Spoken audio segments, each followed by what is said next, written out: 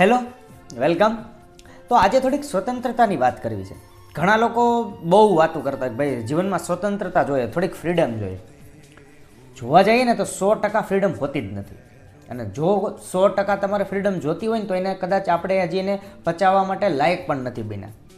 જોઈએ ખરેખર ફ્રીડમ કેવી હોય એના વિશે થોડીક તબક્કાવાર વાત કરીએ. પહેલા તબક્કામાં લઈએ. માની લો કે તમે એક જવાબદાર વ્યક્તિ છો, પરિવાર છે, પોતાનો ધંધો કે જોબ કરો છો, મિત્ર મંડળ છે, મતલબ કહેવાય ને સમાજમાં પૂરેપૂરા રચ્યા પચ્યા છો.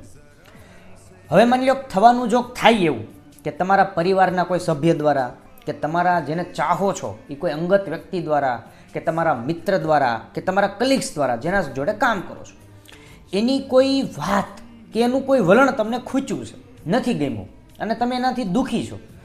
હવે જો તમે સાવ બાળ સહજ વ્યક્તિ હશો ને, હાવ બાળ સહજ, તો તમે એવું એક્સપેક્ટ કરશો, એવી આશા રાખશો કે એમને તમારી નારાજગી દેખાય અને એ તમને કદાચ મનાવવાનો પ્રયત્ન કરે.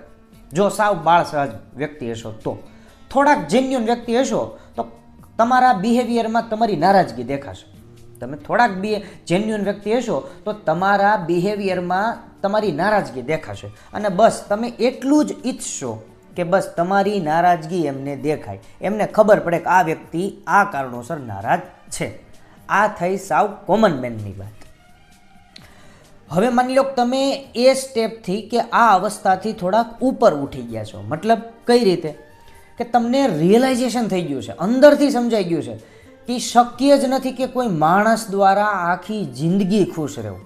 એવું દુનિયામાં કોઈ છે જ નહીં કે તમને હરેક મોમેન્ટે ખુશ કરી શકે. તમે એ સમજો છો, સહજ ભાવે સમજો છો, કોઈ જડતાથી નહીં કે વ્યક્તિનું વલણ ક્યારેક ને ક્યારેક તો દુઃખી કરશે જ.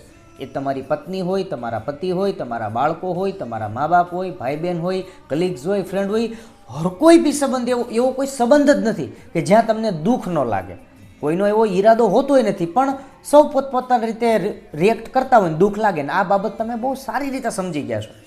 એટલે માનો ને કે હવે તમને વ્યક્તિનું વલણ કે કોઈ વ્યક્તિની એક્ટિવિટી સામાન્ય સંજોગોમાં વિચલિત કરતી નથી. વધારે પડતું કાંઈ કરે તો વાત અલગ છે, પણ સામાન્ય એના કટાક્ષ, સામાન્ય વલણ, સામાન્ય ઈર્ષા, સામાન્ય લઘુતા ગ્રંથિ, આ બધું હવે તમને ટચ કરતું નથી. એટલે કે તમે માણસોથી પરે થઈ ગયા છો, નાસ્તિક નથી થઈ ગયા, પાગલ નથી થઈ ગયા, પણ હવે તમે એ જે ગ્રુપ છે ને એ ગ્રુપથી થોડાક ઉપર ઉઠી ગયા છો. હવે તમારી નજરમાં થોડાક બાળકો બની ગયા છે. હજી ડિપેન્ડન્સી ગઈ નથી, હજી ડિપેન્ડન્સી ગઈ નથી. હવે કેવી ડિપેન્ડન્સી આવે ખબર? આ એક ડિપેન્ડન્સી પૂરી થઈ ગઈ, આને કહેવાય સ્વતંત્રતા. હવે કેવી ડિપેન્ડન્સી આવે?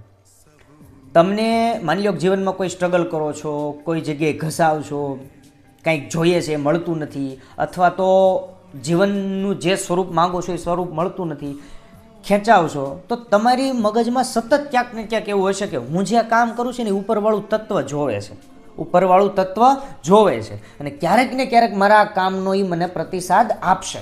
આ પણ એક પ્રકારની ડિપેન્ડન્સી આધાર છે.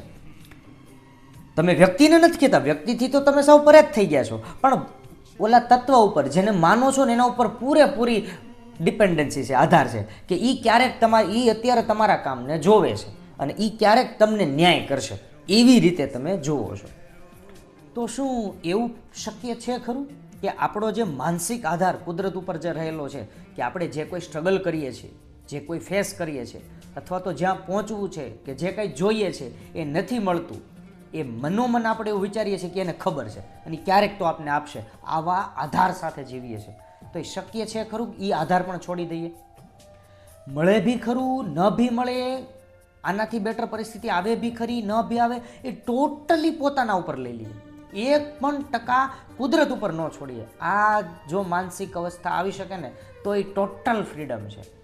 કારણ કે નાનપણથી આપને એવી રીતે બ્રોન એન્ડ બ્રોટઅપ કરવામાં આવ્યા છે કે એવું કહેવામાં આવ્યું છે કે તમે જે કાંઈ કરો એ કુદરત જોવે છે અને એક દી એનો ન્યાય કરશે. એટલે ક્યાંક ને ક્યાંક આપણે એના આધારે જીવીએ છીએ.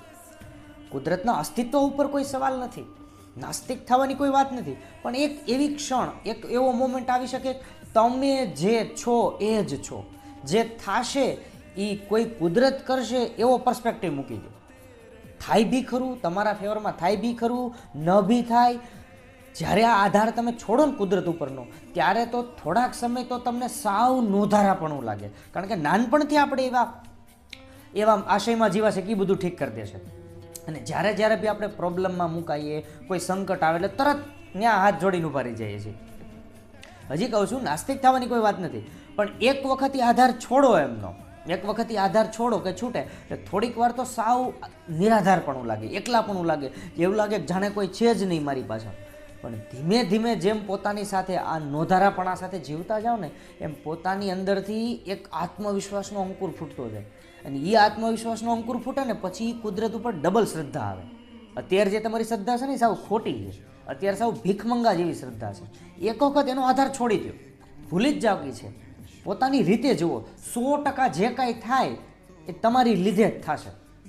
તમારા માટે સારું થાય બી ખરું, ન બી થાય. આ માનસિકતાથી એકવાર જીવવાની ટ્રાય કરો